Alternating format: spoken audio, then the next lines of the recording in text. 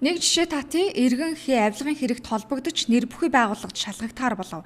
Шалгах явцад олон нийтэд тухайн хүнийг буруутай хэрэгтэй мэтээр мэдээлэл тарж ойлгогдсон. Эргэн хий шалгуулсны эцэст бурууг нь тогтоогдсон. Гэвч олон нийтийн дунд эргэн хийгийн нэр хүнд нэгэн тунчсан. Эргээд сэргэх асуудал яригддаггүй. Ийм тохиолдол Монгол улсад олон бий гэдгийг хүний эрхийн байгууллагын хэлж байна. Ерөөсөө Монгол улсын үндсэн хуулинд бүр тодорхой заалт биш үү? Шүүхийн шийдвэр гүүгээр хэнийг ч гэмбуруутан гэж үзэхгүй гэж.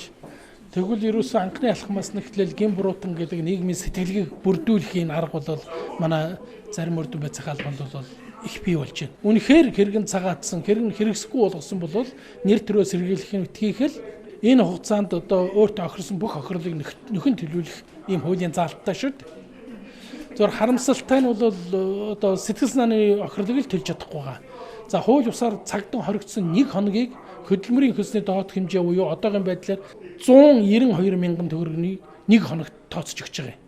Хүний эрхийн үндэсний комист 2006 оноос хойш өнөө хүртэл хандсан иргэдийн ихэнх нь нэр төр зөрчигдсөн асуудалтай холбогддог гэв. 2006 оноос хойш гаргасан энэ үрдэл гомдлууд бол хөвчлэн ондоо энэ нэр төрийн гутаанд оромжлсон эсвэл одоо гим хорой охирол гаргах ийм л одоо үрдэл гомдлууд цогцолж байгаа. Дийлэнх нь юу яаж шийдвэрлэв? За мэдээж шүүх бол 100% гаргахгүй. За 3.2-ын л тахимчлын үнийн дүн 3.2-ыг л гаргаж өгч. Буруугүй гэдгийг шалгаад тогтоочдог. Гэтэл нэр төрийг нь сэргээх асуудал орхигдсог талаар хүний эрхийн үндэсний комиссийн дараагаа бямт орж хэллээ. Нэгэнт энэ асуудлыг орхигдуулдгаас иргэдч нэр төрөө эргэн сэргээлгүүлэхээр гомдол гарах нь бага байдаг байна. Гомдол гаргасан тохиолдлууд эсрэгээрээ ирэх асуудалч гарчээ.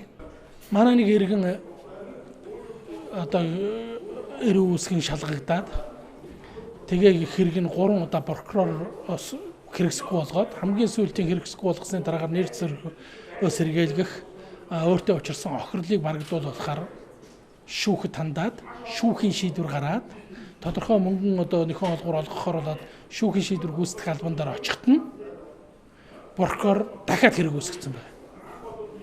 Хэрэгсэхгүй болгож чад.